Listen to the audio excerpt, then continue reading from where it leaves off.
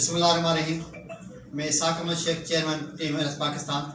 आज मेरे लिए इंतहाई खुशी की बात है कि गुज़िश्ता हफ्तों से जो हमारे अंदरूनी सिंध में जो सैलाब बारिश ने हमारे सिंध के लोगों को बेहाल कर दिया है।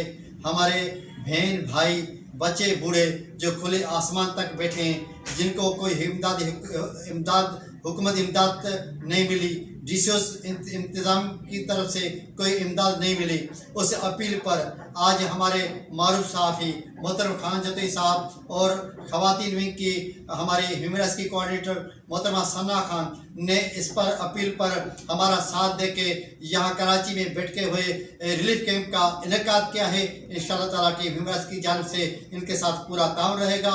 मैं मुखर हज़रात को अपील करूँगा, आइए इनके साथ जुड़ जाएँ, मुखर हज़रात आगे आएँ ताकि हम रिलीफ बहाली का काम शुरू कर सकें। इस मौके पर खान जतोई साहब सोशल वर्कर हैं, बहुत सारे काम अंजाम दिए हैं। इस मुश्किल घड़ी के में भी अपने सिंध के लोगों के साथ, मजबूर लोगों के साथ खड़े हैं। जी, क्या आप कहना पसंद करेंगे? आए मिलकर जो सैलाब में इस टाइम परेशान हैं, जिनकी जिंदगियां जो है अजाब में बनी हुई है, हुकूमत तो कोई उनकी इमदाद नहीं कर रही। आप सब मिलके हमारा साथ दें ताकि उन गरीब लाचार बेबस जो लोग हैं जो रोडों पे पड़े हुए हैं, उनके जो मदद की जाए।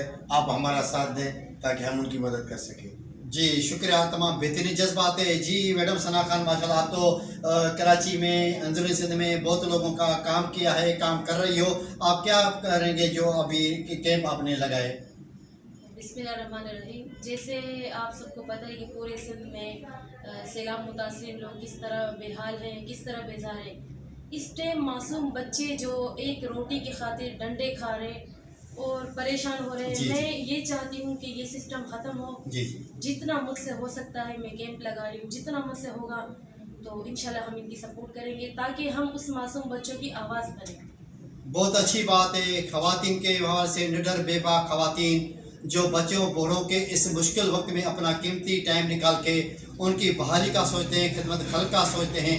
आइए इनके साथ मिल जाएं, हमारे साथ मिलकर मुखर हज़रात को अपील करते हैं कि ह्यूमन के प्लेटफार्म पे रिलीफ के कामों के पर बढ़ चढ़ कर हिस्सा लें। शुक्रिया।